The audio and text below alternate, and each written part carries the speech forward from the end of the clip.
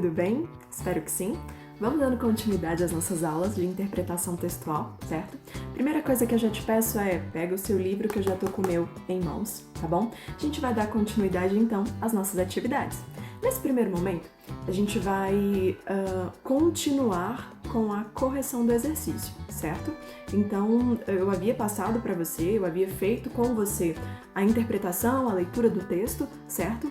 Que era a respeito lá da carta de Pero Vaz de Caminha, e aí eu fiz a leitura de todas as questões com você, dei uma explicada, certo? Tentei tirar as suas dúvidas, tudo bem?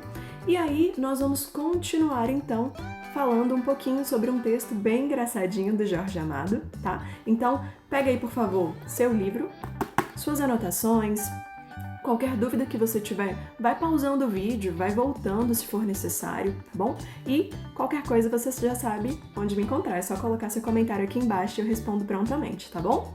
Então, vamos seguindo. Pegue aí nosso livrinho maravilhoso. Abre então logo na nossa página 15. Lá na sua página 15, ele colocou pra gente então a análise dessa tela, certo? E aí nós fizemos a leitura de todas as questões. Agora a gente vai para a correção desse exercício, tudo bem? A primeira questão colocou pra gente assim, ó. Liste os elementos que são representados na tela. Aí você poderia ter colocado em um plano central, você tem a cruz, você tem o padre, você tem símbolos, né, do cristianismo, e aí, acima de tudo, você tem aí nas laterais, você tem índios, você tem a questão do verde, do mar, e por aí vai. Olha a próxima questão, B. Divida a tela mentalmente em 4 partes. Que elementos ocupam a parte central? A parte central da tela, eu tenho certeza que você analisou então que você tem o altar com a cruz, certo? Que mostra, né, uma cerimônia sendo realizada, ok? Algo católico, ok? A próxima questão diz o seguinte: qual a reação dos indígenas na cena retratada? Todo mundo colocou o quê? Que alguns mantêm distância, outros vêm se aproximando, certo? Então, cada um vai seguindo uma linha diferente e muito natural das coisas, certo? 3. Observe os espaços retratados na tela, identificando a praia e o interior do continente. De que lado se posicionam os indígenas? Os indígenas, eles estão localizados aonde? Todo mundo colocou que é no interior do continente, tudo bem? Olha a próxima. Considerando que a colonização apresentou um encontro, né, de culturas, a ocupação dos espaços na tela parece pacífica ou conflituosa na tela, que ele está querendo saber. E aí todo mundo verificou que é algo pacífico, né? Aparenta ser algo muito natural, muito tranquilo, certo? Os indígenas reagem muito bem à situação, certo? Isso na tela, ok? Vamos lá. Dando continuidade, olha a página 18. Lá na página 18, ele colocou pra gente então a carta, né? Um trecho dessa carta do Pero Vaz de Caminha, falando sobre a questão de todo o percurso da viagem, certo? Então ele detalhou toda essa carta, certo? Acima de tudo, quando a gente passa a sua página, chegando ao que tanto me interessa, olha lá. Primeira questão, ele colocou uma tabelinha e disse assim: o texto apresentado é uma carta, identifique alguns dos elementos essenciais que a compõem. Você tem o remetente. Quem era o remetente? Você sabe, né? Pero Vaz de Caminha. Quem era o destinatário dessa carta? Destinatário, ou seja, foi destinado a quem? Ao rei de Portugal, Dom Manuel. Qual era o tema da carta? O tema, sobre o que ela se tratava? Todo mundo colocou sobre a descoberta de uma nova terra, as belezas naturais, certo? Olha 2. O 6º parágrafo revela algumas estratégias dos portugueses para se aproximarem dos indígenas. Que instrumento os portugueses empregaram para estabelecer uma interação com os nativos, já que não falavam, né, mesmo idioma e tal. O que eles usaram? Eles usaram, bem engraçado, eles usaram uma gaita. E essa gaita eles podiam fazer de uma forma mais bacana, mais interativa, né? Então eles dançavam e brincavam com eles. Na aproximação com os nativos, os portugueses faziam de tudo para amansá-los. Pessoal, olha essa palavra. Analisa o significado dessa palavra. sem fazer-lhes qualquer tipo de oposição. A palavra amansar revela o modo como os colonizadores viam os indígenas. Que modo era esse? Cara, você amansa quem? Bicho, né? Então eles analisavam que os indígenas eram como feras, que precisavam ser domados, amansados perante a situação, certo?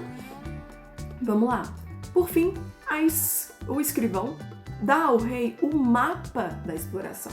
Sobre o que ele fala? Cara, ele fala literalmente sobre o quê? O ouro, as riquezas. Ele tenta fazer um filme, né, sobre essa terra que ele encontrou, que é fértil, que com certeza eles conseguirão muito dinheiro, muitas riquezas com esse novo lugar encontrado, certo? Olha a próxima. A carta de Pero Vaz de Caminha possui 27 páginas de texto e uma página de endereço. O autor termina a carta desculpando-se com o rei pela extensão do documento, pelo tamanho, era grandioso para uma carta, né? Segundo o escrivão, porque ele teria se alongado, né, nessa descrição. Cara, porque ele, com certeza ele desejava fazer com que, após o final da leitura, todo mundo quisesse vir para colonizar, certo? Então, assim, ele queria, acima de tudo, chamar a atenção, descrever minuciosamente tudo que ele havia encontrado nessa terra. Olha a próxima. Como você interpreta a expressão pôr pelo miúdo? Eu havia até comentado sobre essa questão na última aula. Pôr pelo miúdo significa detalhar, né? Mencionar as pequenas coisas, colocar de forma minuciosa, ponto por ponto, certo? Olha lá. Pero Vaz de Caminha utiliza uma carta para comunicar-se com o rei. Certamente, esse era o meio mais eficaz para a comunicação à distância da época. Se fosse hoje, que outros meios, né, esse escrivão poderia fazer? Pessoal, tenho certeza que você deve ter pensado aí em e-mail, videoconferências, certo? Então, são tipos, né, de comunicação que a gente tem atualmente que poderiam ter sido utilizados se fosse hoje, certo? E tudo também dependeria do modo dessa interação, dessa comunicação. Eu tenho certeza que você deve estar se perguntando assim, galera, mas por que a imagem tá tão pequenininha e tal? Pessoal, por isso que a primeira coisa que eu pedi para você fazer foi pegar seu livro. Eu coloquei aqui imagens ilustrativas, são prints do seu livro, certo? Só que eu quero te mostrar que eu tô te norteando de onde eu estou tirando essas questões. A gente tá dando continuidade ao seu livro. Então, se você tem em mãos, é para você pegar e olhar de acordo com o livro, não é para você ficar tentando fazer a leitura do slide. Não, analisa no seu livro e a gente vai acompanhando juntos, tudo bem? Eu tô analisando do meu, você tá analisando aí do seu. Massa? Agora, abre pra mim lá na página 30, vamos lá, todo mundo junto, página 30. Abre aí esse capítulo lindo, capítulo 2. E o capítulo 2, ele começa assim, ó, do outro lado do oceano. É engraçado que quando você terminar de fazer a leiturinha aí desse textinho, ele vem fazendo um comparativo entre o português de Portugal e o português do Brasil, certo? Então, ele vem fazendo um comparativo, uma crítica, uma análise em cima disso. Feito isso, você vai responder essas questõezinhas ao lado e já vai analisar comigo aí na página 32 o textinho do Jorge Amado, que é bem divertido, por sinal. Iniciando então a leitura do próprio texto, ele começa assim. Analisa aí comigo, página 32. Em Lisboa, disseram a Luís Forjás que na Bahia o calor, além de tórrido, é constante, jamais faz frio. Luís viaja ao Brasil em missão cultural. Pede a Maria Helena que coloque na mala apenas roupas leves, as mais leves. Assim, desembarcou, desvestido, com elegância, para o verão feroz. E aí ele vai dando continuidade a esse texto, que é super divertido, não vou mentir pra você. Então, um português, ele tem um contato, né, com uma pessoa específica e a pessoa diz o seguinte, olha, lá no Brasil é só verão, então nem precisa levar roupa de frio, pode levar roupinha levinha, tranquilinha, que você vai fazer sucesso. E ele então acata, né, a essa ideia e chega ao Brasil. Só que chegando ao Brasil, ele se depara com frio. Frio, exatamente. E ele estava sem nenhuma vestimenta específica para esse momento. E ele, então, se encontra na situação de que ele precisava sair para comprar, né, uma roupa, um agasalho. E ele vai atrás disso. E aí ele começa, então, a entrar, né, numa loja e tudo mais específica, e você vai verificar a situação que traz o humor de tudo, né? Que é o ato de ele entrar na loja e tudo mais e pedir uma camisola. Lembrando, ele é de Portugal.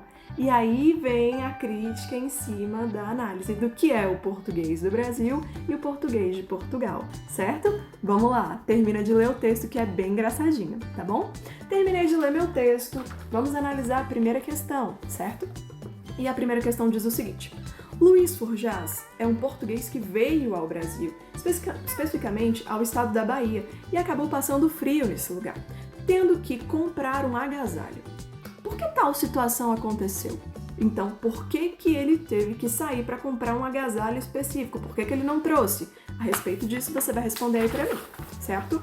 Olha lá, próximo. Para descrever a forma como a personagem chegou ao Brasil, o narrador nos informa: assim desembarcou, desvestido com elegância, para o verão feroz. Explique o sentido das expressões em destaque. Então você vai explicar o que significaria essa frase, esse sentido. Desvestido com elegância e verão feroz. Tudo bem? E aí a próxima disse assim: a personagem principal demonstrava ser um homem elegante. Sublinhe as passagens do texto que confirmam a afirmação. Você vai voltar no texto, pegar seu marca-texto, seu lápis, não tem problema, e vai grifar trechos, frases que mostram então a elegância desse senhor. Tudo bem? 4. Uma confusão se instalou no momento em que o cidadão português expressou seu desejo ao vendedor. Explique o que aconteceu. Então, uma confusão aconteceu. Que confusão foi essa? Tudo bem? Você vai me explicar o que aconteceu nessa situação, certo? Olha a próxima, 5. O vendedor percebeu que a confusão estava acontecendo porque Luís falava o português de Portugal. Explique. Ele está querendo saber. Será que ele identificou que ele era, né, um falante do português de Portugal? Explica aí para mim. 6. Assim que entendeu o que o cliente procurava, o vendedor disse: ilustre cavalheiro, fique sabendo que, em bom português, o senhor quer comprar um pullover marrom igual ao que está na vitrine, não é isso? Por que não disse logo um suéter, porreta e o preço é de arrasar? O que era para o vendedor o bom português? Você vai explicar esse sentido, né, do termo. B. Por sua vez, Luís retrucou. E aí ele colocou a frasezinha: a que palavras proferidas, ou seja, faladas pelo vendedor, o homem se referia? Volta no texto, analisa e coloca para mim. C. Além dessas palavras estrangeiras, o vendedor empregou ainda 2 termos típicos da Bahia, o que pode ter dificultado ainda mais a comparação do cliente, certo? Quais são eles? Os 2 termos, 2 palavras que ele usou como um termo regional, certo? E aí a próxima: o conceito de bom português era o mesmo para os 2 homens? Esse conceito em si era o mesmo para os 2? Você vai explicar. 7. Luís retornou ao Brasil outras vezes e chegou até a morar aqui. Releia o parágrafo final do texto e responda: ele continuou a enfrentar problemas com a língua local? Explique. É comum, no português falado no Brasil, encontrarmos muitos estrangeirismos. Faça uma lista dos termos estrangeiros que são muito utilizados em lojas ou comércio. Então, você vai fazer uma análise de modo geral de palavras estrangeiras que a gente tanto usa, certo? Comumente. B. Muitas dessas palavras possuem equivalentes na língua portuguesa. Você considera adequado o emprego desses termos no contexto? Você acha que é adequado? Então ele quer saber a sua opinião, ok? E aí, indo para a nossa próxima, o que ele coloca aí pra gente? 9. Reflita e responda. O que é para você o bom português? O que é para você? O que você imagina que signifique esses termos? Bom português. O que é? Então a sua atividade para casa vai ser, além de completar, certo? Você vai voltar, vai reler os textos, fazer esses exercícios. e você vai fazer o desafio. Faz o desafio para mim no seu caderno mesmo de interpretação textual, tá bom? O desafio tá na página 36. E além disso, eu também gostaria de fazer um pedido para você agora no final do vídeo. Eu tenho certeza que todo mundo já adquiriu o livro literário A Mala de Hannah, certo? Então eu quero que você, na próxima aula, esteja com o literário em mãos, tem online também, certo? Então esteja com o livro literário à sua disposição. Por quê? Porque a gente vai começar então a leitura, o debate, conversação a respeito desse livro literário que é tão bacana, tão importante. Alguns já tinham até comentado, tia, eu já comecei a leitura, já tô terminando o livro. Então, para esses, massa, muito bom. Pra galera que ainda não começou a leitura, eu já dou a dica, começa, é um excelente livro. Aproveite o seu tempo livre, então aproveite para fazer leitura. Acima de tudo, pega esses literários, já começa essa leitura, tá bom? Então, pessoal, eu fico por aqui, um grande beijo. Qualquer dúvida, coloca pra mim que eu já respondo pra você, tá bom? Um beijo enorme.